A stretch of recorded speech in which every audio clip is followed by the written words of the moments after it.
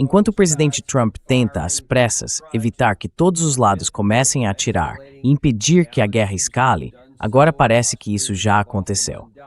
Possivelmente na região de Bab al-Mandab, no Mar Vermelho, com os Houthis dizendo que vão começar a participar. O Hezbollah está lutando no Líbano contra Israel. Israel e Irã estão trocando ataques e Trump tenta manter tudo sob controle, porque, segundo ele, estamos prestes a fechar um acordo. Ele diz que estamos nas etapas finais para isso acontecer.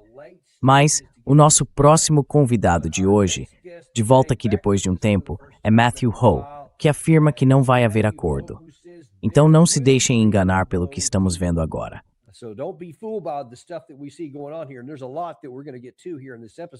Tem muita coisa que a gente vai abordar nesse episódio, mas o Matt publicou algo no Substack dele que a gente vai comentar e que na verdade coloca tudo isso sob uma outra perspectiva. O título é...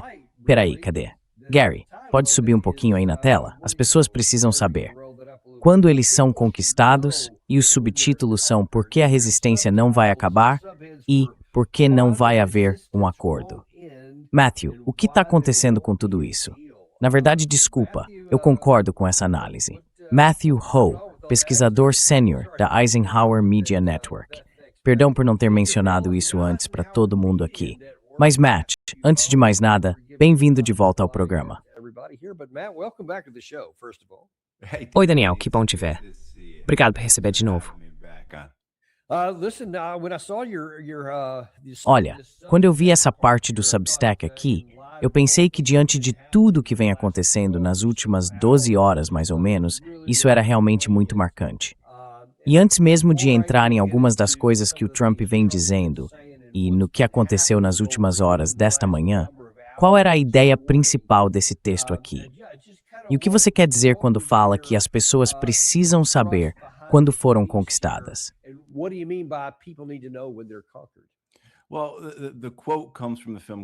Bom, essa citação vem do filme Gladiador. Logo no começo do filme, o personagem do Russell Crowe, o general romano Máximo, está com suas legiões alinhadas, prontas para enfrentar os bárbaros na Germânia.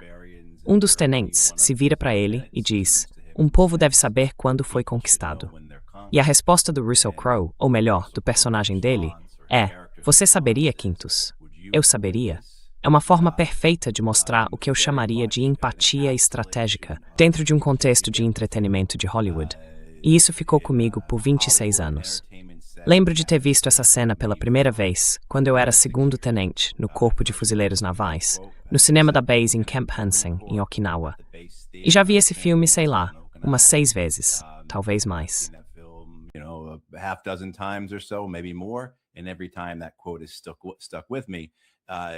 E toda vez que eu lembro dessa frase, ela fica comigo. A ideia é que a menos que você esteja realmente disposto a subjugar uma população, a menos que esteja disposto a removê-la à força, a cometer genocídio contra ela, a limpá-la, você nunca vai conseguir acabar com a resistência à ocupação. Isso é algo que a gente já viu repetidas vezes. E claro, agora aqui no Oriente Médio, dá para entender bem esses movimentos de resistência. Essas forças anti-americanas, ou anti-Israel, como quiser chamar. A gente pode entender que, no essencial, elas se organizam para resistir à ocupação. Seja a dominação imperial americana, que vem lá dos franceses e dos britânicos, ou, de forma mais direta, a dominação israelense.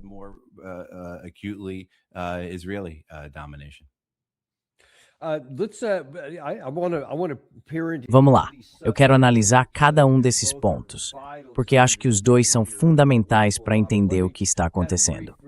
Mas antes, deixa eu atualizar todo mundo rapidamente sobre o que tem acontecido nos últimos dias. Primeiro, o Irã mandou um recado claro para os Estados Unidos e para Israel, dizendo que se Israel continuar atacando o Hezbollah no Líbano, isso seria o mesmo que romper o cessar-fogo e declarar guerra ao próprio Irã. Eles estão se vendo como uma coisa só. Israel ignorou o aviso, continuou lutando, continuou fazendo ataques, inclusive nos arredores de Beirute. E ao que tudo indica, há alguns dias, isso acabou sendo a gota d'água.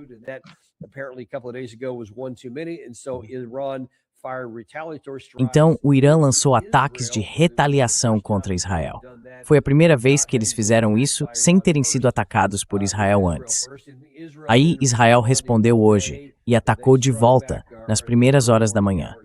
Depois parece que o Iêmen também entrou nessa, e vamos ver o que eles vão fazer ali no Bab al-Mandab. Mas tudo isso vem acontecendo ao mesmo tempo. Enquanto isso provocou muita movimentação do presidente Trump, que primeiro pediu para o Irã parar, não fazer mais nada, deixar por isso mesmo, tentar voltar a negociar um acordo. E depois ele disse para o Netanyahu, olha, você não precisa responder. Mas ele respondeu mesmo assim.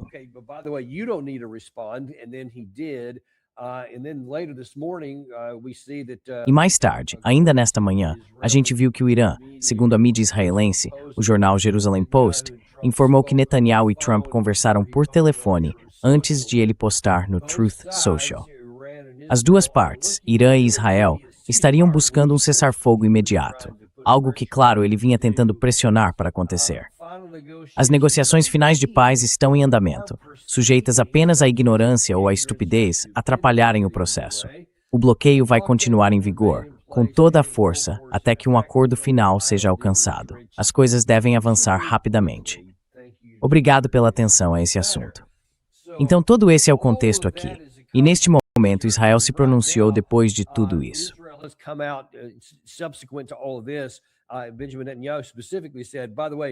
Benjamin Netanyahu disse claramente, aliás, para ninguém se confundir aqui, se o Irã atacar a gente, ou se formos atacados pelo Hezbollah, nós vamos responder. Enquanto isso, o lado iraniano também disse a mesma coisa. Desculpa, é esse trecho aqui. A Guarda Revolucionária Iraniana descreveu a operação como uma resposta às ações de Israel no Líbano e ameaçou retomar os ataques se as agressões e atos hostis continuarem. Então, temos um cessar-fogo frágil dentro de outro cessar-fogo. Dá para dizer assim.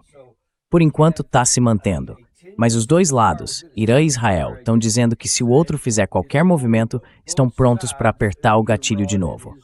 Como você vê essa situação se desenrolando? A gente está mesmo à beira da paz, como o Trump disse.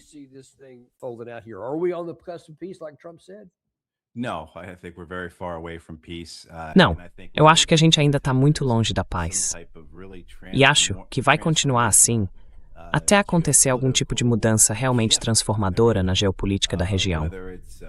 Pode ser, por exemplo, algum evento que coloque um novo império no controle ali, caso o colapso do Império Americano aconteça mais rápido do que se espera e outro hegemon assuma esse papel.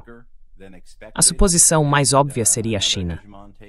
Mas mesmo nesse cenário, mesmo com uma linha do tempo acelerada, com eventos inesperados e coisas que ninguém previu, ainda levaria anos para algo assim acontecer.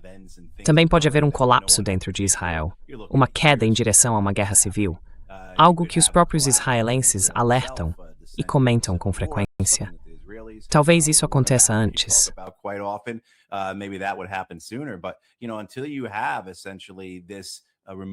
Mas sabe, enquanto não houver, essencialmente, essa eliminação da busca por dominação, tanto por parte dos israelenses quanto dos americanos, em todas as áreas do Oriente Médio, acho que da última vez a gente falou sobre a nova obsessão de Israel com a Turquia, né? Então, enquanto isso não for removido, como é que você tira a motivação, o combustível dessas organizações?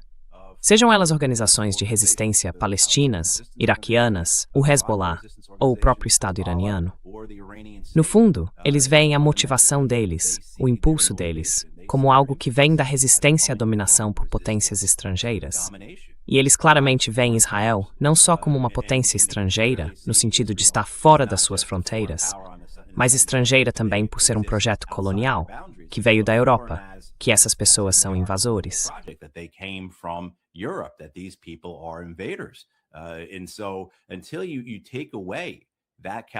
Então, enquanto essa lógica continuar valendo, eu não vejo como isso pode ser resolvido. O máximo que se consegue é uma espécie de status quo muito controlado. Mas, sabe, eu acho que é exatamente isso que estamos vendo agora. Os iranianos tentando criar algum nível de dissuasão, tentando deixar claro que não haverá tolerância com futuras ações contra os vizinhos de Israel, como já vimos no passado. E sem dúvida, o ponto mais importante daquela declaração dos iranianos, seja de hoje, de ontem, ou quando quer que tenha sido, é que eles consideram o sul do Líbano sob sua proteção. Ou seja, não são só bombardeios israelenses em Beirute, que daqui para frente provocariam uma resposta iraniana, mas também qualquer ação no Líbano, especialmente no sul do país. E é importante notar que eles não estão dizendo o mesmo em relação à Palestina.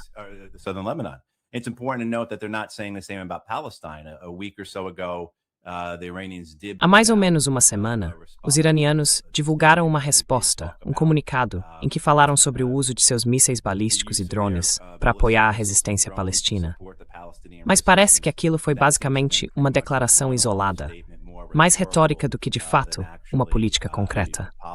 Só que veja, os iranianos entendem os limites do próprio poder, né? Eles estão avançando nessa direção, em relação ao Líbano, mas sem incluir os palestinos. E esse é o cálculo deles. A ideia de que é preciso ser realista sobre o que dá para alcançar aqui. Agora, é claro, a outra possibilidade de haver paz seria, por exemplo, Donald Trump fazer um acordo separado com o Irã e, a partir daí, retirar o apoio americano a Israel.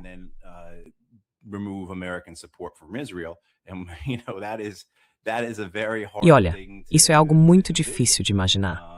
Mesmo assim, eu tenho a sensação de que na mensagem que você acabou de ler do Donald Trump, quando ele fala sobre a estupidez atrapalhar as coisas, ele está se referindo ao Benjamin Netanyahu. Mas veja, a ideia de que os Estados Unidos, ou o próprio Donald Trump diriam: ok, chega, nenhum apoio a mais para Israel. Os israelenses estão por conta própria agora, sem bombas, sem combustível, sem munição, sem dinheiro, sem apoio de inteligência. E por aí vai. Sinceramente, eu não consigo ver isso acontecendo. Então, a ideia de que poderia haver até uma paz separada entre americanos e iranianos parece extremamente, mas extremamente improvável.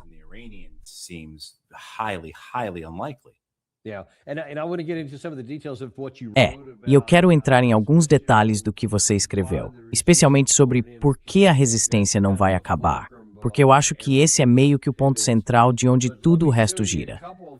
Mas deixa eu te mostrar algumas coisas aqui que, mesmo num nível mais superficial, já tornam quase impossível, nas circunstâncias atuais, chegar a um acordo.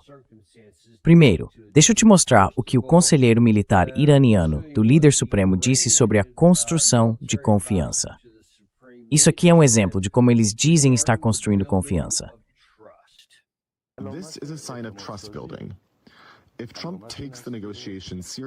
Se o Trump levar as negociações a sério, 24 bilhões de dólares não são muito para os Estados Unidos.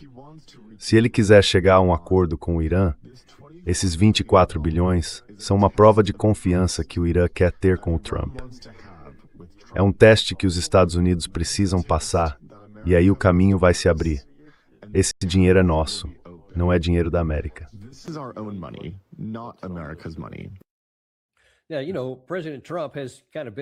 Olha, o presidente Trump tem se esforçado bastante, como você vai ver daqui a pouco, todos esses anos, para falar sobre como o JCPOA é ruim, o acordo do Obama, que ele sempre chamou de um caminho para a bomba. E uma das coisas que ele mais repete é sobre aqueles aviões cheios de dinheiro que foram entregues para eles. E agora a gente vê o lado iraniano dizendo: tá bom, a gente nunca confiou nos Estados Unidos. E tem tudo que vocês já fizeram para quebrar nossa confiança, desde a guerra de 2018 até 2025, o início da guerra em 2026, as negociações e tudo mais.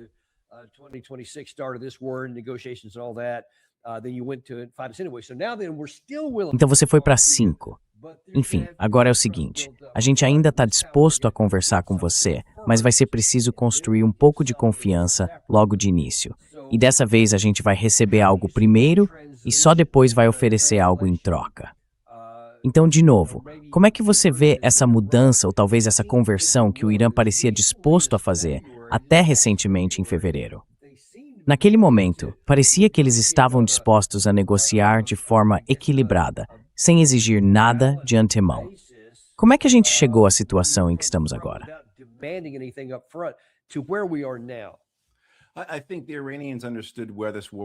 Eu acho que os iranianos entenderam para onde essa guerra iria. Eles avisaram sobre essa guerra. Disseram que se entrássemos em guerra pela terceira vez, quer dizer, lembra? Houve trocas de fogo entre Israel e Irã em 2024. Depois, claro, isso aconteceu 2 vezes naquele mesmo ano. E depois veio a Guerra de 12 Dias, em junho de 2025. Durante todo esse tempo, o Irã dizia que esses eram confrontos curtos, temporários, e que, quando as hostilidades parassem, aquilo terminaria ali. Mas eles alertaram que, se acontecesse de novo, seria uma guerra em que a própria guerra seria o modo de resolver tudo. Então eu acho que os iranianos sabiam exatamente o que iam fazer. Que iam fechar o Estreito de Hormuz, obviamente, mas também que atacariam os países aliados dos Estados Unidos, em toda a região, inclusive a infraestrutura de energia deles.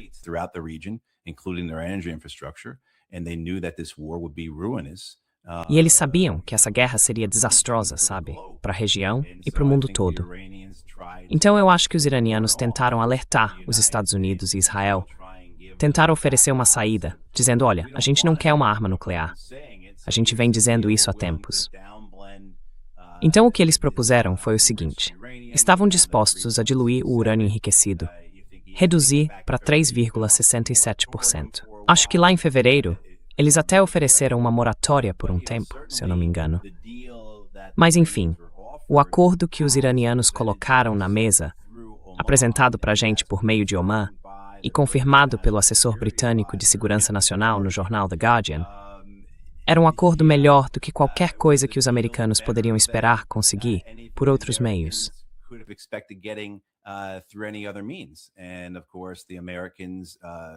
E claro, os americanos, junto com os israelenses, estavam totalmente decididos a ir para a guerra. Eles acreditavam que poderiam provocar uma mudança de regime, ou talvez criar uma guerra civil no Irã, ou desestabilizar fortemente o país, ou pelo menos bombardeá-lo, até colocá-lo, digamos, numa situação em que não representasse ameaça para ninguém. E claro, eles estavam errados em todas essas suposições. Então, eu acho que o que os iranianos estavam oferecendo no fim de fevereiro é coerente com o comportamento deles nos últimos anos, tentando abrir um caminho pela via diplomática, dispostos a fazer concessões mesmo quando não precisavam fazer concessões.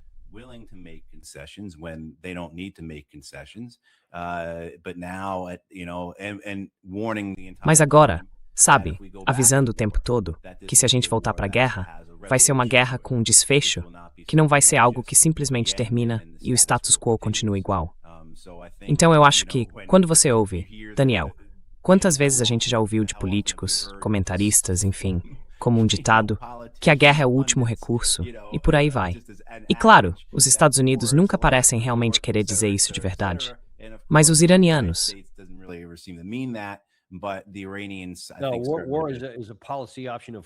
Não, a guerra virou a primeira opção de política hoje em dia. Exatamente. E eu acho que, para os iranianos, eles escolheram a guerra realmente como o último recurso. Eles aguentaram tudo isso por anos. Aguentaram os ataques cibernéticos, os assassinatos, as sabotagens e, claro, sanções extremamente duras, uma verdadeira guerra econômica. Aguentaram o tesouro dos Estados Unidos derrubando a moeda iraniana no ano passado. Aguentaram os europeus reativando as sanções do acordo nuclear, o JCPOA, no fim do ano passado. Eles suportaram tudo isso. E ainda assim, estavam dispostos a negociar, dispostos basicamente a dar para os americanos o que eles queriam.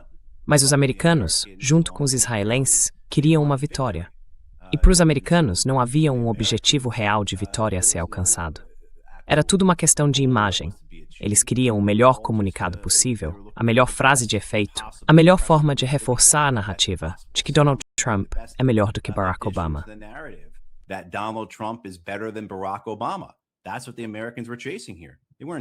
Era isso que os americanos estavam buscando aqui. Eles não estavam atrás de uma política. Não estavam atrás de metas.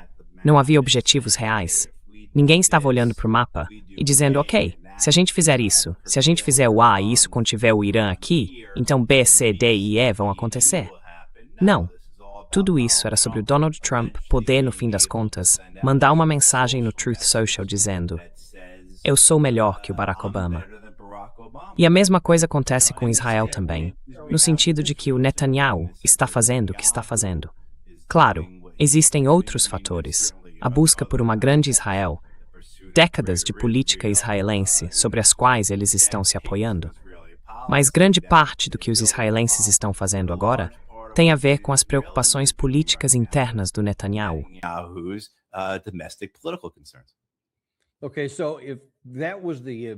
Ok, então, se essa era a esperança do Trump, fosse realista ou não, era isso que ele queria. Era o que ele desejava. Eles conseguiram a guerra que queriam. Eles ansiavam por isso. Finalmente conseguiram. E aí, opa, não deu certo como a gente pensava. Não veio a vitória. Agora ele precisa tentar achar outra saída. Então ele está seguindo esse caminho, como disse há poucas horas. De novo, ainda estamos no caminho da paz. Ainda vamos conseguir um acordo e por aí vai. Mas aí eu acabei de mostrar o principal líder do lado iraniano.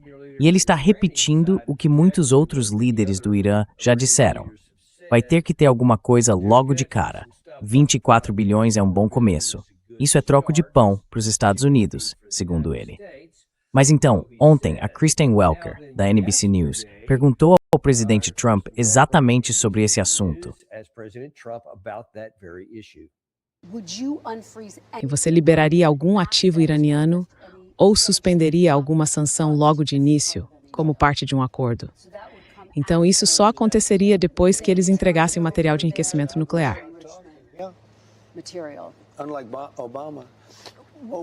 Diferente do Obama. O Obama voava num Boeing 757, um avião que eu conheço muito bem.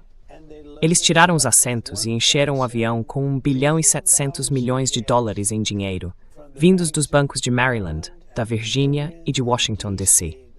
Esvaziaram os bancos e entregaram 1 bilhão e 700 milhões em notas. E ainda deram dezenas de bilhões de dólares. Continuaram dando dinheiro, e nada disso funcionou.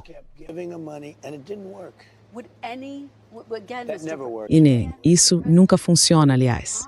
Você vai negociar um acordo melhor? Você gostaria de ter feito isso no seu primeiro mandato, antes de ter rasgado o acordo? Não, eles não estavam prontos. Não, assim tá bem melhor. Bem melhor. Me ajuda aqui. Me explica a lógica. O melhor que você conseguir identificar, se é que existe alguma lógica na cabeça do Trump, de que ele percebe que o resultado que a gente queria com a guerra não aconteceu. Então agora a gente vai ter que achar a melhor forma possível de sair disso. Aí ele diz, bom, eu não posso fazer o Obama parecer bem, então tenho que ser melhor do que ele. Eu entendo o que o lado iraniano está dizendo. Não vou fazer o que eles querem, mas ainda quero um acordo negociado. Consegue fazer isso? Fazer sentido para mim?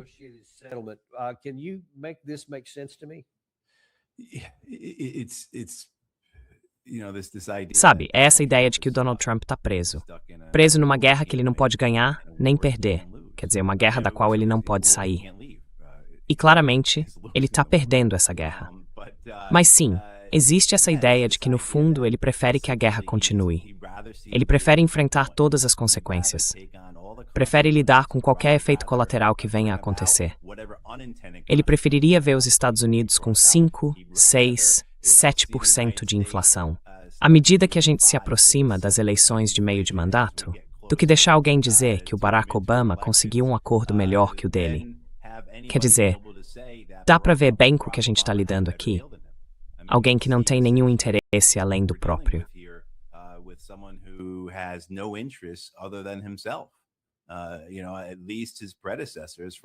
Sabe, pelo menos os antecessores dele, por mais que a gente possa criticá-los, tinham lealdade a ideologias, a instituições ou ao próprio cargo de poder que ocupavam. Isso influenciava as decisões deles. Esse homem não tem nada disso. E é por isso que ele é tão perigoso. Mas também, olha só, vamos voltar para os 24 bilhões de dólares que os iranianos estão pedindo. Esse dinheiro é deles. E isso tem a ver com o que a gente estava falando antes, sobre ocupação em geral. Esse dinheiro foi roubado deles. Se fosse o seu dinheiro, o que você faria? Você abriria mão? Você diria, quer saber, deixa pra lá?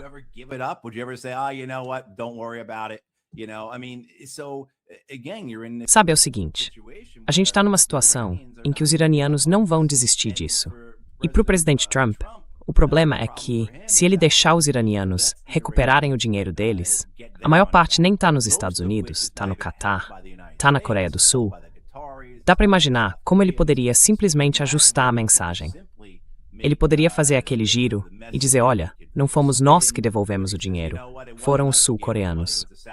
Ou então, vai reclamar com Al-Thani, lá no Catar, porque não fui eu que fiz isso. Dá para ver o raciocínio. mas ele está completamente encurralado.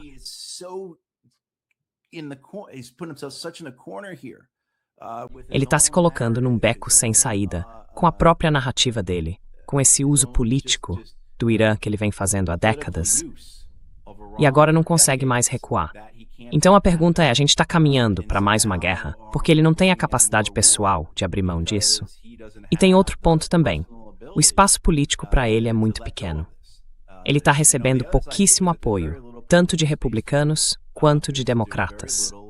Quer dizer, você não vê democrata nenhum dizendo, sim, vamos acabar com essa guerra, devolve o dinheiro para eles. O que a gente vê, na verdade, são os democratas dizendo, olha só, o Donald Trump agora está negociando com o Irã. Donald Trump is now negotiating with Iran. He's going to give them billions of dollars to allow them to buy more. Ele vai dar bilhões de dólares para eles comprarem mais mísseis e drones para atacar nossos aliados e atacar Israel, e por aí vai. Então, ele não tem muito capital político nesse momento. O espaço político dele é bem pequeno. E não é só por causa das necessidades pessoais dele, das próprias limitações, das declarações e ações que ele teve ao longo dos anos, que o colocaram nessa situação. Ele também está preso por um establishment político americano que há décadas vê o Irã como o maior inimigo dos Estados Unidos e que ainda é paralisado pelo lobby de Israel. Então, onde é que o presidente dos Estados Unidos tem espaço político para fazer qualquer tipo de acordo?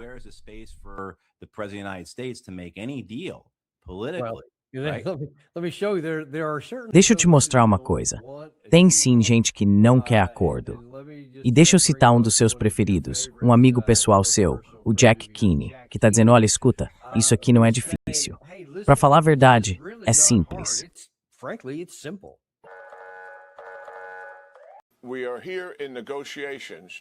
A gente está aqui em negociações, tentando chegar a um acordo.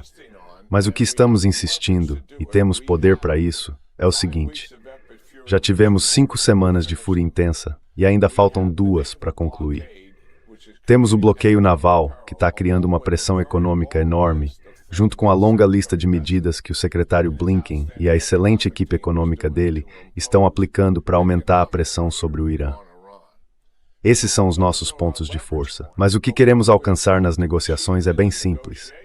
Queremos as nossas exigências máximas, as mesmas que alcançaríamos se usássemos força militar.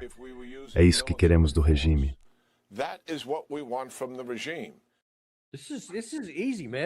Isso é fácil, cara. Olha, eu não entendo a conta dele aqui, mas ele diz que já tínhamos passado 5 semanas e faltavam só 2, e que a essa altura a gente teria acabado completamente com eles. Então a gente pode simplesmente voltar e terminar isso a qualquer momento.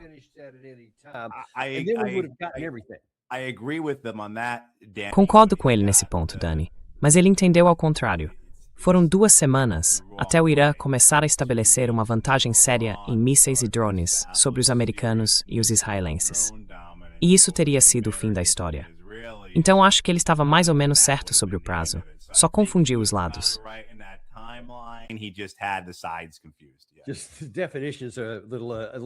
As definições dele estavam meio fora do eixo ali. Mas enfim, ele disse, olha, a gente pode voltar e encerrar isso a qualquer momento, e aí vamos conseguir tudo. Só que quando ele fala em oferecer negociações, ele usou essa palavra. Na prática, o que ele estava dizendo era que queria que eles se rendessem e entregassem tudo. Ele até falou isso, Matt. Exigências maximalistas. Tipo, você me dá tudo e aí a gente termina. É isso. Danny, I have never heard anyone ever use the term maximalist. Eu nunca ouvi ninguém usar o termo maximalista de um jeito positivo. Tipo, eu nunca falei algo como minhas exigências maximalistas para minha esposa, para minha ex-esposa, sabe o que eu quero dizer? Nunca ouvi ninguém usar isso. E tem um motivo para isso. Porque quer dizer algo irracional, exagerado, sabe? Meio. Enfim. Mas é isso. Você ouve essas pessoas falando e fica pensando, o que elas estão pensando, né? Mas dá para entender. Quando você está em Washington e já trabalhou lá, você entende a bolha em que essas pessoas vivem, você entende o senso de privilégio, entende a arrogância.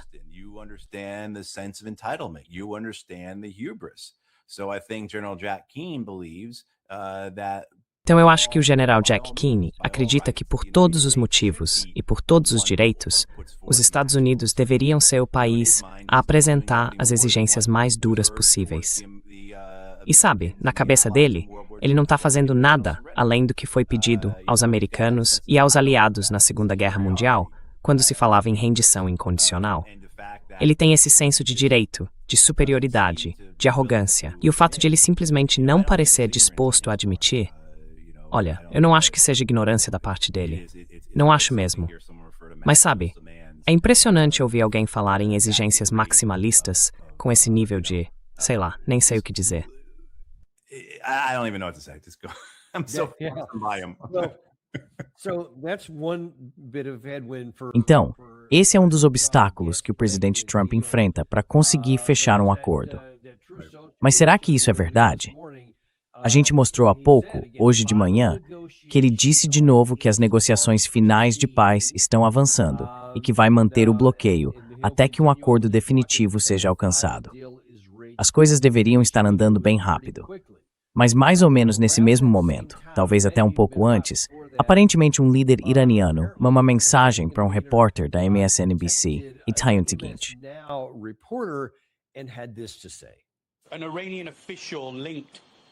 Um funcionário iraniano ligado às negociações entre os Estados Unidos e o Irã me enviou uma mensagem hoje à noite. E vale lembrar que aqui na região ainda é bem cedo pela manhã. Ele me disse que, neste momento, um acordo com o presidente Trump não é mais viável. Esse funcionário responsabilizou o presidente Trump pela situação atual no Líbano e pela escalada recente. Eu presumo que essa escalada se refira à resposta do Irã, já que o país sempre deixou claro que atacar o próprio território seria uma linha vermelha. Então isso é um desenvolvimento bem interessante, porque significa que o Irã agora sente, e estamos falando de alguém envolvido nas negociações, que não pode mais manter um diálogo aberto com o presidente Trump, nem assinar um acordo com ele.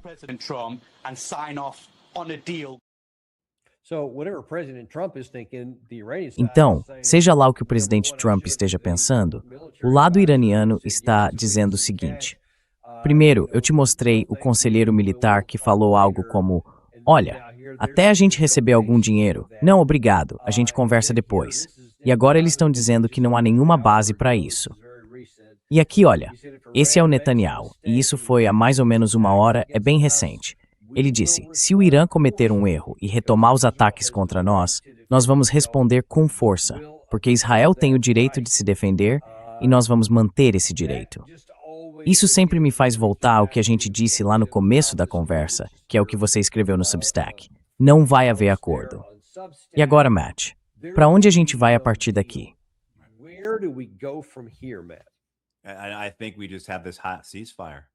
Eu acho que o que a gente tem é um cessar-fogo morno, que continua. Sabe, aquele troca-troca de tiros uma vez por semana. Na semana passada, por exemplo, teve um confronto.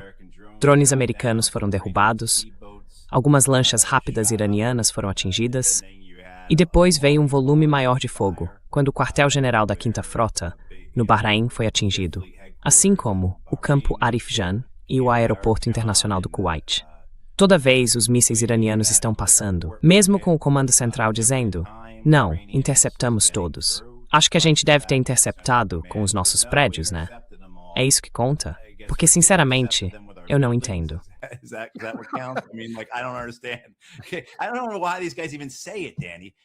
Eu não entendo porque esses caras ainda dizem isso, Dani. Eles sabem que o vídeo vai aparecer. Sabem que vai surgir logo de algum sujeito passando de scooter que filmou enquanto passava, ou então vai acabar vindo de alguma empresa de satélite, mais cedo ou mais tarde. Então, acontece. E isso leva a um ponto maior, né? Essa teimosia, essa cabeça dura do exército americano, do governo americano.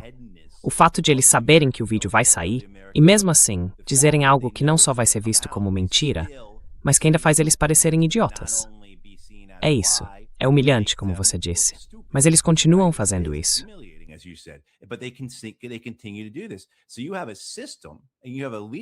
Então, você tem um sistema e uma liderança que nem consegue simplesmente dizer, olha, solta uma nota dizendo que podemos confirmar que o Irã lançou mísseis. E pronto. Só isso. Ou então não fala nada. Mas por que mentir, se dentro do mesmo ciclo de notícias de 24 horas, isso vai ser desmentido? Sabe, isso volta à mentalidade americana. Aquela mesma coisa de se recusar a liberar os 24 bilhões de dólares em ativos do Irã. Não dá, não é possível. O Comando Central nunca pode admitir que fez algo que não foi um sucesso. Mesmo que não digam nada, eles não podem dizer isso. É uma doença, é uma deterioração.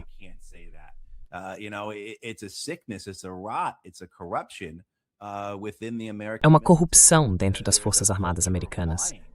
Existe uma cultura de mentira que atravessa tudo ali.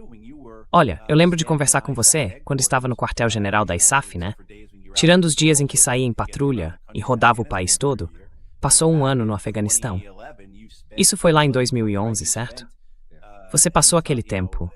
Quantos dias mesmo participando das reuniões matinais com o general Petraeus? E quanta daquelas informações era pura bobagem, completamente sem sentido? Você ficava ali, via uma coisa sendo apresentada ao general e depois saía para o campo com uma brigada, um batalhão ou uma companhia em Kandahar ou lá em Kunar. Pois é, exatamente. E via o oposto acontecendo. E de alguma forma, essas informações simplesmente não chegavam ao general Petraeus.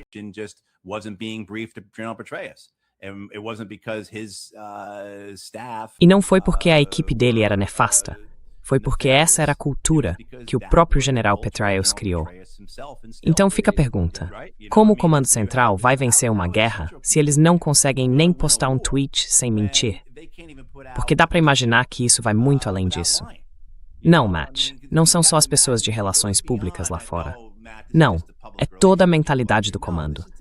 Não é só algum oficial de comunicação tentando se justificar, dizendo, tô fazendo o melhor que posso, sempre mostre o lado positivo, nunca peça desculpas.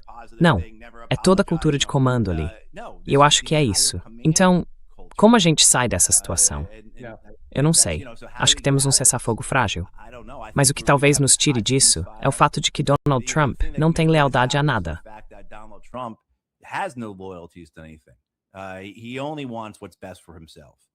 Ele só quer o que é melhor para ele mesmo. Então talvez ele até entre num acordo e diga para Israel que eles estão por conta própria. É bem improvável. Mas pelo menos com o Trump existe essa possibilidade. Com o Joe Biden, isso nunca teria acontecido. Quer dizer, com o Trump, você tem que aceitar o bom e o ruim juntos. Agora essa ideia de um cessar-fogo tenso, que se estende até agosto, e aí as pressões econômicas começam de fato a atingir os Estados Unidos. E quando a gente começa a ver a inflação subir em setembro, será que isso transforma essa pressão econômica em pressão política? A ponto de Donald Trump conseguir fazer os republicanos recuarem na resistência a um acordo e eles finalmente conseguirem fazer alguma coisa?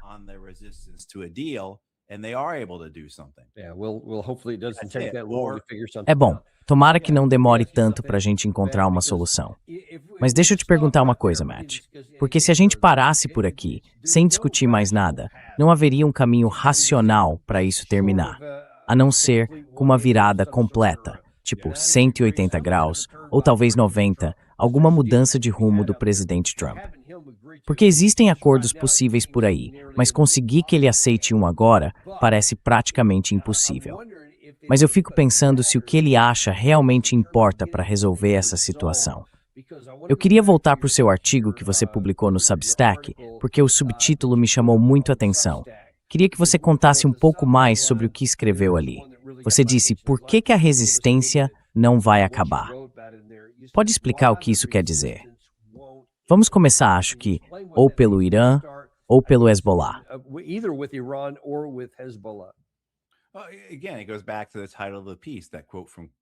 De novo, isso volta ao título do texto, aquela citação do gladiador.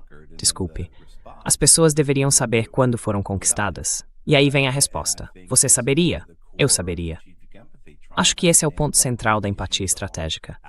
Tentar entender pelo que esses países realmente estão lutando, ou pelo que essas organizações estão lutando.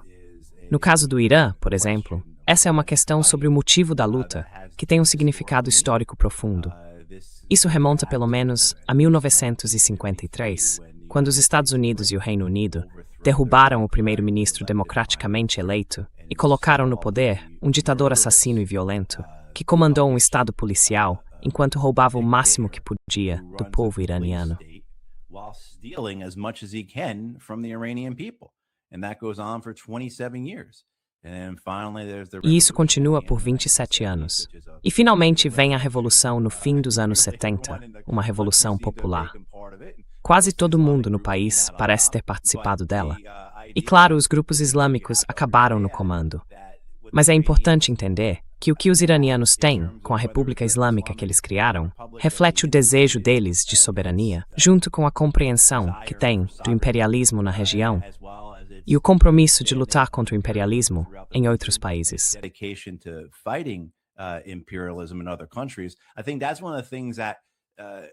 Acho que esse é um dos motivos que colocaram o Irã no topo da lista americana há décadas. Não é só pelo fato de eles terem derrubado a ordem americana, de terem deposto o ditador apoiado pelos Estados Unidos. O Irã era um parceiro estratégico fundamental, praticamente um vassalo dos Estados Unidos, de importância enorme.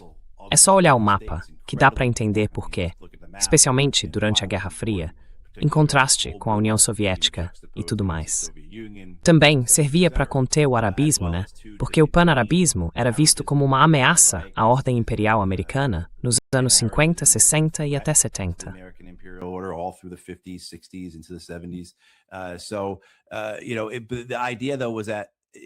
Então veja, a ideia não era só isso. Era que os iranianos partiram para o ataque, certo? Contra o imperialismo americano. Que os iranianos foram para a ofensiva contra a dominação israelense. Que eles mandaram gente para o Líbano para ajudar os libaneses a resistirem à invasão e à ocupação israelense. Eles perceberam que se os americanos, os franceses e até os soviéticos iam tomar partido nessas guerras pelo Oriente Médio, eles também iam tomar, que não iam ficar só como espectadores obedientes. That they weren't going to be just a compliant bystander, they weren't just going to be a good... Eles não iam ser, sabe, uma nação quieta, que só observa tudo isso. Eles iam participar. E claro, muita gente diz que os iranianos querem dominar a região. E é possível que seja isso mesmo que eles busquem. Mas eu vejo mais como parte da resistência deles à ocupação e do entendimento de que eles próprios não terão soberania, que não vão conseguir impedir agressões estrangeiras, a menos que, de certa forma, passem para o ataque e enfrentem essa agressão em outros lugares. Agora, o apoio deles a coisas como a resistência palestina, ao Hezbollah, acabou, claro, aumentando ainda mais a hostilidade contra eles, por parte dos americanos, dos israelenses e dos europeus. Mas para mim, é basicamente assim que eu entendo que o Irã vem buscando na sua política externa, nessa postura contrária aos Estados Unidos e a Israel ao longo das décadas.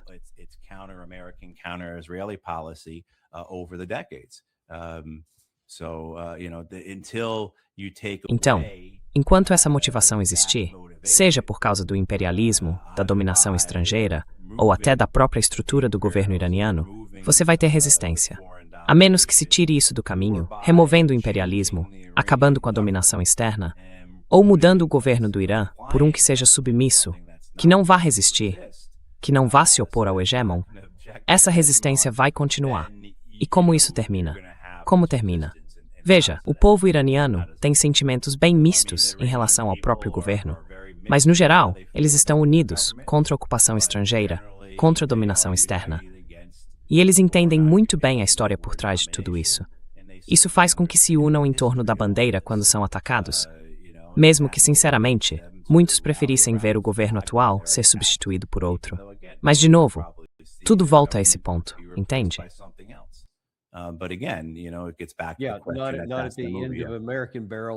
Não no fim de um cano americano ou de um míssil israelense. Não é para isso que eles estão aí. Pelo que eu conversei, sabe, nesse último trecho aqui, eu meio que gosto da sua visão sobre isso. Então não é só o vento contrário de que a gente falou, nem a dificuldade do acordo do Obama, ou a posição do Irã, ou Netanyahu tentando sabotar tudo, ou ainda a questão da resistência que você mencionou. Quer dizer, tudo isso já seria difícil e quase impossível de superar. Mas, no centro de tudo isso, como eu disse há pouco, está o Donald Trump. É ele quem tem o poder agora para levar isso a algum tipo de desfecho, ou pelo menos para tirar esse assunto da mesa por enquanto.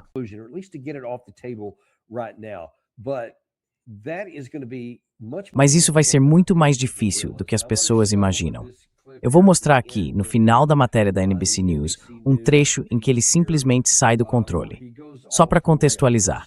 Antes disso, a Kristen Welker já estava mexendo com ele, fazendo perguntas do tipo: você continua dizendo que a eleição de 2020 foi roubada, mas não há nenhuma prova disso.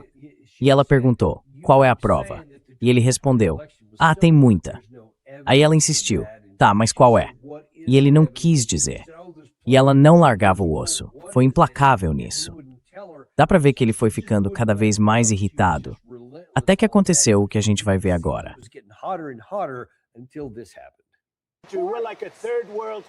A gente está parecendo um país de terceiro mundo.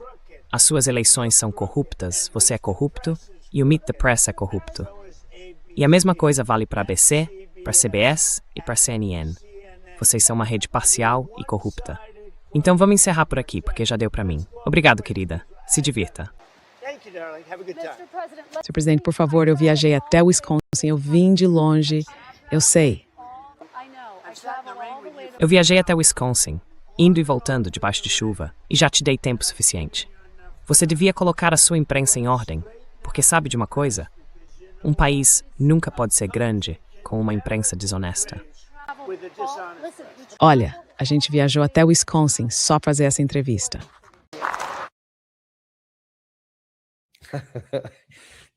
Você nunca vai ter liberdade, a menos que tenha uma imprensa que faça o que eu mando. É isso mesmo. Exatamente. Ele não suportava ser questionado sobre nada. Agora, como é que a gente vai conseguir fazer esse cara concordar com algo que atenda a qualquer interesse do Irã? Como é que a gente chega lá?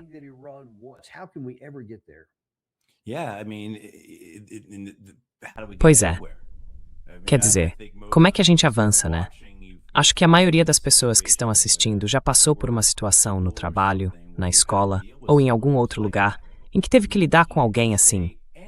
Alguém com quem você não pode discordar de nada, porque a pessoa surta, tem uma crise. Aí você acaba pisando em ovos, evitando dizer qualquer coisa que possa irritar essa pessoa. Especialmente se for seu chefe, né?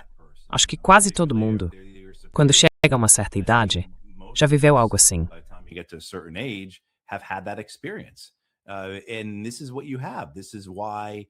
E é isso que a gente tem. É por isso que, sabe, tem pouquíssimas pessoas falando com Donald Trump sobre esse assunto. Só gente que diz pra ele o que ele quer ouvir. O Jared Kushner, que é genro dele há quantos anos já, entende como lidar com esse cara. O Steve Witkoff conhece ele há décadas. Mesma coisa. Ele sabe como lidar com esse cara. E aí tem o Pete Hegseth. Dá pra imaginar ele dizendo qualquer coisa que fuja, mesmo um pouco, do mundo de fantasia em que o Hegseth vive, onde o Donald Trump é quem manda em tudo.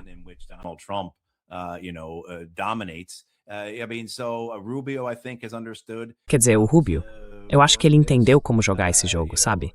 E o Vance tá tentando entender, provavelmente agora percebendo no que ele se meteu, e só querendo desesperadamente conseguir o apoio do Trump em 2028. Então ele não quer dizer nada, né? Que possa irritar o cara. Isso é um problema sério. Como é que você entra no Salão Oval e diz pro presidente que a gente tá perdendo essa guerra? Como é que você entra lá e fala, senhor presidente, eu sei que o senhor disse outro dia que os estoques de mísseis iranianos caíram para uns 20% do que tinham antes da guerra, mas na verdade eles ainda estão em uns 75%.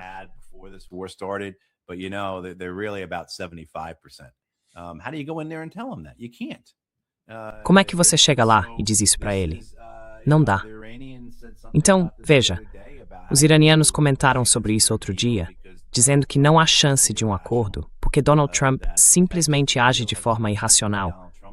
O texto do acordo foi apresentado a ele há semanas, e o Trump continua dizendo outras coisas, continua falando sobre o que quer que seja que ele esteja falando.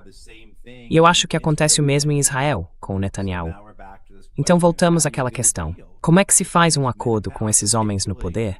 Especialmente quando o ambiente político nos dois países resiste a um acordo. Especialmente quando a pressão política em ambos não favorece um acordo. a deal. And even though the United States, most Americans are Embora nos Estados Unidos, a maioria dos americanos seja contra essa guerra e ficasse feliz em ver um acordo ainda hoje à tarde, Washington não pensa assim. E o que é pior é que em Israel, onde Tel Aviv não apoia um acordo, o país inteiro também não apoia. Quer dizer, é isso que o Netanyahu está enfrentando. A pressão política que ele está sofrendo, porque todos os seus opositores querem que a guerra no Líbano continue. E esse é o problema. Então, digamos que o Netanyahu perca e não volte a ser primeiro-ministro depois das eleições no outono, e que ele seja substituído por Naftali Bennett, Yair Lapid ou quem quer que seja.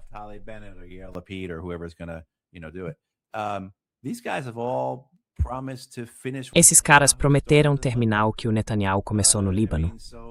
Quer dizer, mesmo que os americanos digam, ok, vamos fazer uma paz separada com os iranianos, os israelenses ainda vão fazer o que quiserem fazer no Líbano. Se a gente levar os iranianos a sério, isso quer dizer que o Irã vai retomar a guerra com Israel. E aí, o que os Estados Unidos vão fazer? Existe alguma chance política de os Estados Unidos ficarem parados só assistindo o Irã lutar contra Israel? Não, não existe. Então é por isso que eu digo que não vejo como a gente chegar a uma solução aqui, a menos que aconteça algo, como a gente dizia antes, algo realmente muito dramático.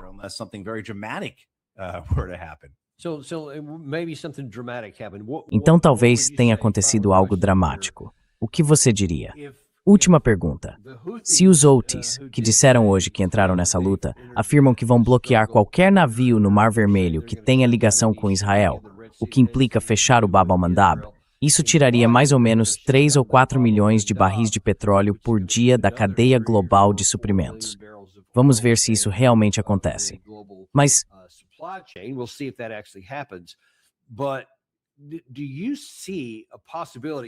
você vê a possibilidade de que se Netanyahu e Trump continuarem incapazes ou sem vontade de fazer qualquer tipo de acordo para encerrar isso, o bloqueio do petróleo ou a falta de fertilizantes, hélio, alumínio e tantos outros produtos comece a causar um sofrimento econômico real, profundo, na economia global, não só nos Estados Unidos, mas também entre nossos parceiros na Ásia, na África e na Europa.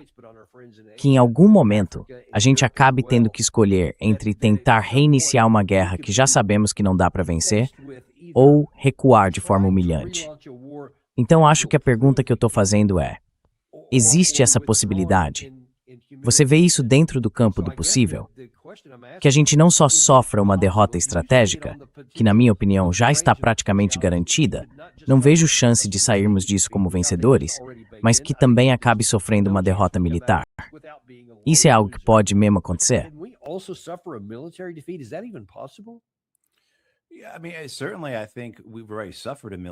Olha, eu diria que sim. A gente já sofreu uma derrota militar, Dani. Digo, as evacuações dessas bases, nas quais a gente construiu toda a nossa doutrina no Oriente Médio, somadas à incapacidade dos nossos porta-aviões de chegarem a menos de 1.000 quilômetros da costa iraniana, e a nossa dificuldade, sabe, de entrar no espaço aéreo do Irã sem usar armas de longo alcance, mostram bem isso. Quer dizer, o alcance real dos nossos caças e bombardeiros dentro do Irã era bem limitado. E esse é o exército que a gente vem construindo há décadas. Tudo isso vem lá da doutrina de batalha à terra dos anos 80. É o resultado da revolução militar dos anos 70. E agora estamos aqui, travados.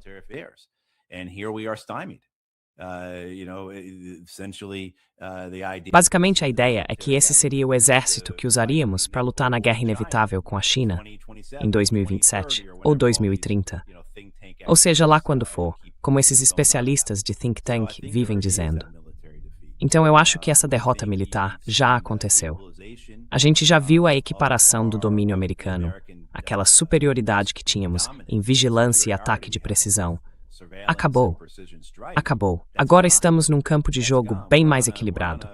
E o fato de o Irã, um país que ficou bloqueado por 4 décadas, conseguir enfrentar de igual para igual os americanos e os israelenses, e no balanço final, depois de 5 semanas, parecer ter saído por cima, somando a tudo mais que eu já mencionei, eu acho que isso precisa ser entendido como uma derrota. The United States. Sabe, se os Estados Unidos estivessem agindo com sobriedade e bom senso, estariam analisando o Irã a fundo. O exército, as forças, a estrutura, a doutrina, toda a organização. Mas claro, não vamos fazer isso. Só que veja, qualquer pessoa sensata olharia para essa situação e diria: meu Deus, a gente não conseguiu derrotar os Houthis, nem depois de 2 tentativas no Mar Vermelho. Os iranianos fizeram tudo isso contra nós. Precisamos tomar uma atitude drástica. Temos que repensar completamente as Forças Armadas. Mas não, o que vão fazer é continuar despejando dinheiro nos mesmos sistemas de armas que já falharam em cumprir o que precisavam no Mar Vermelho e no Golfo Pérsico. Então sim, para mim, isso já é uma derrota militar.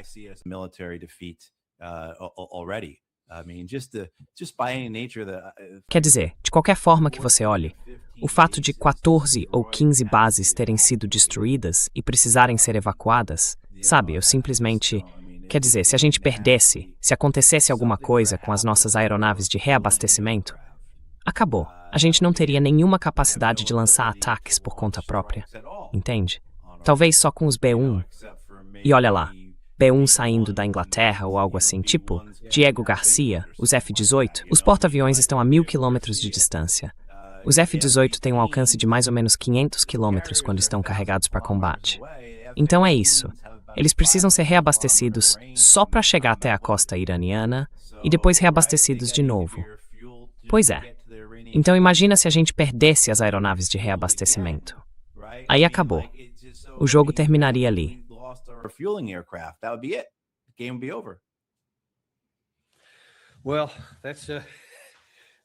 Olha, eu mal consigo acreditar que a gente realmente está tendo essa conversa e que essas coisas são possibilidades tão reais só porque a gente não faz o que é racional e lógico, ou moral, se eu puder acrescentar isso. E essa é a consequência disso. Agora estamos nessa situação terrível e só Deus sabe como isso vai ser resolvido. Mas provavelmente vai ser de um jeito que a gente não vai gostar. Acho que dá para dizer isso com bastante confiança. A gente só não sabe como, nem quando, nem até que ponto. Mas agradeço muito por você ter trazido tanta clareza sobre isso hoje.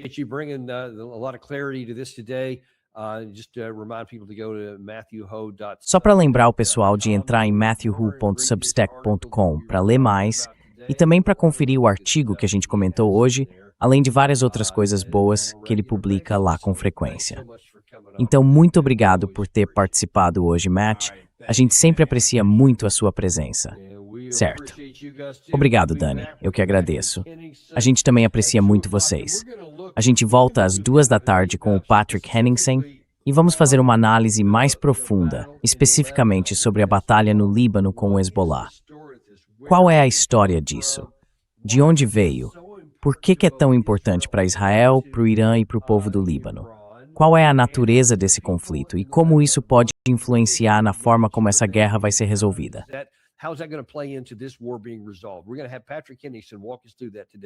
Hoje, às 14h, horário do leste, o Patrick Henningsen vai explicar tudo isso pra gente.